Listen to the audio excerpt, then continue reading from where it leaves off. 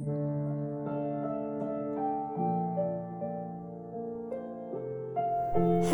इतनी दौड़ती भागती थकी एग्जाम के बाद भी मेरा ध्यान उस सिकन भरे चेहरे पर हो। और क्या हो अगर वो चेहरा ही सामने आ जाए। जनाब, दिल आपकी सुनने से मना कर देता है और बस रेस लगाता रहता है आपके दिमाग से। दोपहर के 3:30 बज रहे हैं और अप्रैल की गर्मी में वो शख्स गर्ल्स कॉलेज के बाहर क्या कर रहा है। क्या इसकी पहचान का यहाँ कोई है? यार, ये मेरा पीछा कर रहा है। यार, मुझे इसको देखना ही नहीं चाहिए था। ये तो कॉलेज तक आ गया। जितने मेरे कदम आगे बढ़ते जा रहे थे, मेरे सवालों का बोझ बढ़ता ही जा रहा था और खुद से बातें करती करती मैं आगे बढ़ने लगी। जैसे ही मेरी नज़रें मिली, उसका एक कदम आगे बढ़ते ही मैंने उसे नज़रअंदाज कर अपने कदमों को तेज़ कर लिया।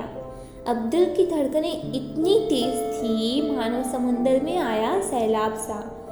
तभी पीछे से किसी ने आवाज़ लगाई, सुनिए। और मेरे तेज कदम अचानक ठहर गए। मेरी भौहें उठी और आंखें बंद हो गई, जैसे मैंने कोई गलती की हो। और दिल की धड़कनें अब तो और तेज थी। खुद कांपते हाथों को मैंने थामा। इस बार कदमों की आवाज़ और पास थी और आवाज़ थोड़ी और करीब। सुनिए, ये। मैंने दिल की रेस को जरा शांत कर जैसे ही नज़र घुमाई, एक नज़र उसे देखती ही रह गई। मैंने उसे इतने करीब से देखा जैसे सब थम सा गया हो। मेरी धड़कनें अब शांत होने लगी थी। उसकी लंबाई इतनी थी कि मुझे नज़रों को उठाकर देखना पड़े। वाइट शर्ट जिसमें कुछ सिलवटें थी और हाथों के स्लीव्स को मोड़ रखा था। कुछ इंक के छींटे जिसे वो छुपाने की कोशिश में था। थोड़ी चुप्पी के बाद अटकते हुए उसने कहा, ये आपकी डायरी। और उसने जैसे ही डायरी के साथ हाथ आगे बढ़ाया, तभी एक लड़की की आवाज़ आई, अभिमन्यु। उसके चेहरे के भाव ही बदल गए, मानो सारी खुशी मिल गई हो। उसने मेरे हाथ को खोल मेरी डायरी मेरे हाथ में दी और मुड़कर दौड़ता हुआ उस आवाज़ की ओर चला गया।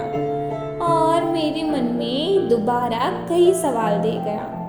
आखिर मेरी डायरी उसके पास कैसे?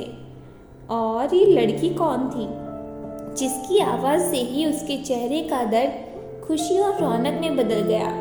जैसे वो इंसान नहीं था जिसे मैंने गुलमोहर के पेड़ के नीचे बेंच पर बैठे देखा था। क्या मेरे इस अनचाही मुलाकात का सफ़र यहीं तक था, या मेरे अध्याय के अभी कुछ और पन्ने भी बाकी हैं?